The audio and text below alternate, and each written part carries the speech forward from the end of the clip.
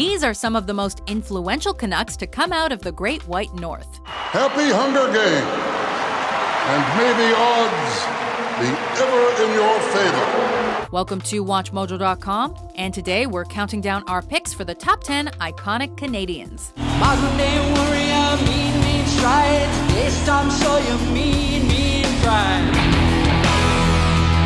For this list, we're looking at the most iconic Canadians in history, in terms of their influence and notoriety at home and abroad. Scott outsmarted himself on that one. Go again, Jay. The entries are ranked based on their overall accomplishments, as well as contributions to the country and their embodiment of Canadian values. Do you still get nervous before you go on the air, though? Oh, yeah. Oh, are you kidding? Really? I'm as excited now as I was the very first show. However, we're excluding people like Alexander Graham Bell, who only lived in Canada for a short time and was technically a British Commonwealth citizen. It was clear as a bell, Mr. Bell. Now let's get started, eh? Alrighty then. Number 10, David Suzuki. We're the only animal that said, we can affect the future by what we do today. One of Canada's most beautiful qualities is its vast natural landscape. And Canada is proud of the fact that one of the biggest names in the world to be associated with the fight for environmental conservation is that of a Canadian. We are going to destroy the very things that make that land so precious to us, the very things that keep us alive and healthy. That's what this battle is about. Suzuki has worked tirelessly as an educator to fight for this cause, and has even brought his work to a wider audience thanks to the Canadian Broadcasting Corporation and PBS. This is where I fell in love with life. But there's a darker side to my being here, a warning of the potent, even dangerous consequences of misusing our ideas about how life works. More recently, he's become a fierce supporter of the fight against climate change and strives towards making the world a more sustainable place. Things are only impossible until someone decides that they're not. Today is the day we decide. Number 9, Tommy Douglas. Well, if you're up against a bully, you need to use your head. What's this? A politician that actually accomplished something? As Premier of the province of Saskatchewan, Tommy Douglas strived to give Canada one of its greatest gifts: universal health care. In 1959, Douglas proposed a compulsory prepaid health plan the country would come to know as Medicare. 60% of Saskatchewan residents would vote against it. He's widely credited as the father of Medicare in Canada. His work and vision would later be continued by fellow Canadians to become federal law, making healthcare a right for all Canadians. Now, if my honorable friend would just sit down and dangle his legs, I should be able to wrap up shortly. For his impact, in 1981, Douglas received the Order of Canada. But I want to remind you, you can lock up a mouse and you can lock up a man, but you can't lock up an idea. Even decades after his death, countless lives are still being improved thanks to a little fellow with an idea. And to thank him, in 2004, citizens of the country voted him the greatest Canadian. Leaving Saskatchewan, Douglas said, I hope the record will show that I serve the people not too badly. Number 8, Neil Young. Oh man, look at my life. I'm a lot like you were. Young rose to international fame throughout the 60s and 70s with his crisp folk rock sound and poetic singer-songwriter lyrics. For the thought that I've caught that my head is the event of the season. He first appeared as a founding member of the band Buffalo Springfield, and later with the famed Crosby, Stills, Nash & Young. When you could be making me more than that. His music was reflective of the times of political turmoil. What if you knew her and found her dead on the ground? With tracks like Ohio written in response to the National Guard shooting at Kent State University, but also indicative of more Canadian feelings and ideals, as heard in Helpless. There is a town in North Ontario. Today, Young is still performing, retaining his Canadian citizenship, and sticking to his political guns with his critique of Canadian politics, reminding us all to keep on rockin' in the free world. Keep on rocking the free world. 7. Sir John A. Macdonald. Just imagine, to the east, the Atlantic provinces, then Upper and Lower Canada, across the prairies to the Rockies and beyond. A new country made one by a railway from sea to sea. Although Scottish-born, John A. Macdonald was the first Canadian Prime Minister and a driving force behind the foundation of the country. Sir John A. Macdonald won 3 more elections in 1882, 1887, and 1891. Serving as Prime Minister for 19 years, his political maneuvering and rousing sense of nationalism allowed him to bring together French and English-speaking colonies to form a unified nation. He did one thing, so simple to us, but it made him stand out then. He shaved, he was clean-shaven.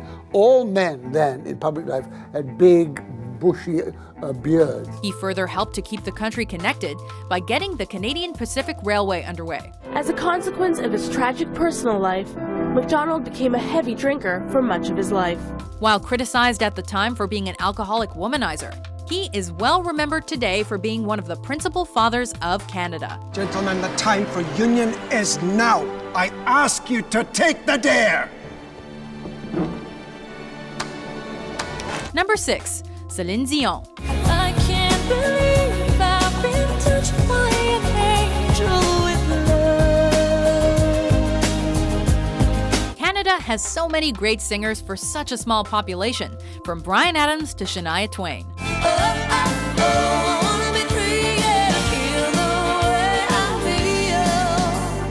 Man, I feel like a woman. But one voice undeniably stands out from the rest.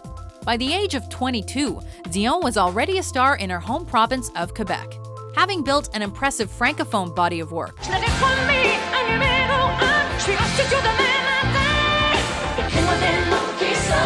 But that's when she released her first Anglophone album, opening herself up to international audiences. And that's the way it is. In addition to her many accomplishments, Dion has won 5 Grammys and is recognized around the world as one of the greatest singing talents ever. The heart of her music will indeed go on. My heart will go on and on. Number 5. Lester B. Pearson. Is to find solutions for the problems which, because we have left them unsolved over the years, have finally exploded into this fighting and conflict.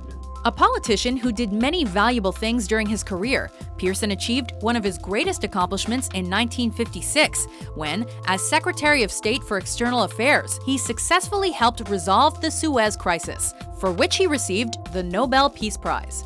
By 1956, Lester Pearson is the best-known Canadian in the world.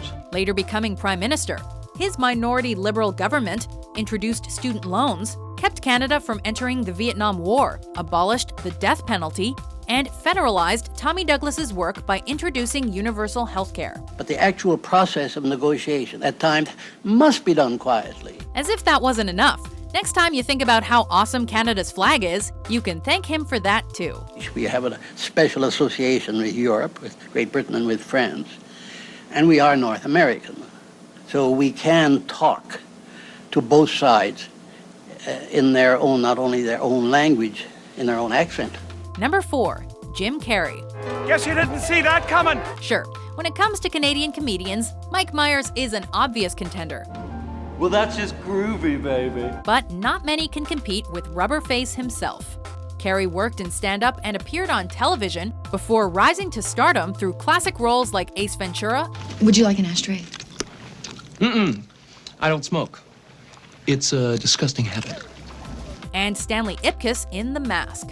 It's party time! P-A-R-T. Why? Because I gotta!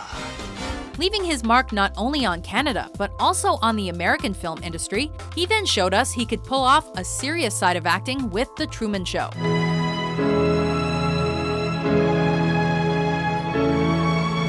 Not bad for a guy who grew up in poverty in Ontario. Hey! There's not going to be any fight without Scott Riles and the incredibly polite Canadian news team. Number 3. Harry Fox. I'm crying now because there's somebody here right now who is going through the same thing that I went through. Exact same thing, and he's only 10 years old. A teen athlete who was diagnosed with cancer and ultimately had a leg amputated, Terry Fox is representative of the indomitable spirit of the Canadian people. I've said to people before that I'm going to do my very best to make it. I'm not going to give up, and that's true. But I might not make it, and if I don't make it, the marathon of hope better continue. With a positive outlook and impressed by the importance of medical research, Fox made the decision not to sulk, but to raise money for cancer study by running across Canada on his prosthetic leg. The Marathon of Hope. And Terry would do it by running 26 miles. A marathon. Every single day. When cancer struck again, he was forced to end the Marathon of Hope early. And he passed away a few months later. All I can say is that if there's any way I can get out there again and finish it, I will. His memory lives on today, though, as every year, the Terry Fox Run fundraises for cancer research. His courage and strength continues to inspire thousands afflicted by this disease all over the world. Across the country, there were hundreds of courses and hundreds of thousands of runners who collected millions for the fight against cancer. Number 2, Pierre Elliott Trudeau. At any cost? How far would you go with that? How far would you extend that? Well, just watch me. Hailed by many as one of the greatest Canadian prime ministers of all time, Trudeau is well recognized for his accomplishments, which include his response to the October crisis of 1970, as well as his role in uniting Canada's two solitudes. Promoted peace with the Soviet Union to the dismay of then-President Ronald Reagan, and fought to protect Canada's identity from its imposing neighbor to the south. Successful at increasing Canada's stance on the world stage as well, thanks to his colorful persona. At home, Trudeau succeeded in making Canada a legally bilingual country, saw to the patriation of the Canadian Constitution, and established the Canadian Charter of Rights and Freedoms. The Constitution Act was signed into law by Queen Elizabeth in an elaborate ceremony on Parliament Hill. His status as a Canadian icon is firmly held due to his passion, his international diplomacy and quest for peace, as well as his no BS attitude. World leaders past and present who knew and worked with Pierre Trudeau attended the funeral mass at the Basilica of Notre Dame for the man who served as Prime Minister for 15 years. Meanwhile, his son Justin continued the Trudeau political legacy after he became the country's 23rd Prime Minister in 2015. You built this platform. You built this movement. Before we name our number 1 Canadian of all time, here are some honorable mentions. For Canadians, hockey isn't just a game. It's our game. Your faith was strong, but you needed proof. You saw her bathing on the roof. Let me see, it is month 2. Right. Yes, so I'm not finished until December. You oversee this show literally and figuratively. Yeah, totally. Figuratively, but literally, your office is right up there. I'm flying! Jack!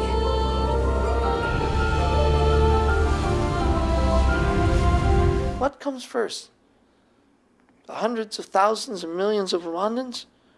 Or my troops who've been lent to me? Number 1, Wayne Gretzky. And back out comes Wayne Gretzky. Gretzky moving ahead, picks up Olsen, fights his way free, score!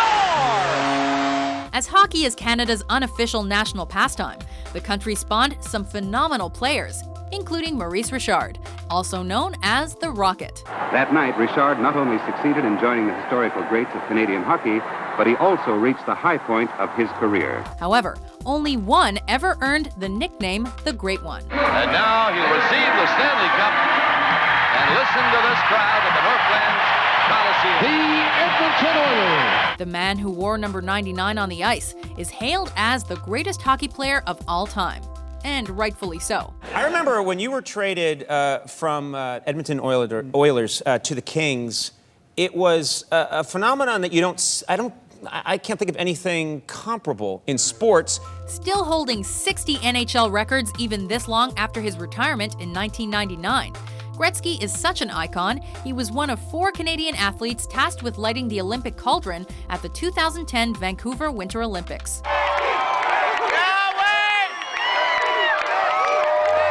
In fact, Gretzky has surpassed the status of icon and is regarded as a living legend among Canadians today. The greatest thing about the hockey players are they're wonderful people. and they want to be taught, and they want to be coached, and they want to get better, and they want to be successful. Do you agree with our list? No, it wasn't me. It was the one-armed man. Who do you think is Canada's most influential icon? And we're gonna have to work at this every day, but I want to do that because I want you.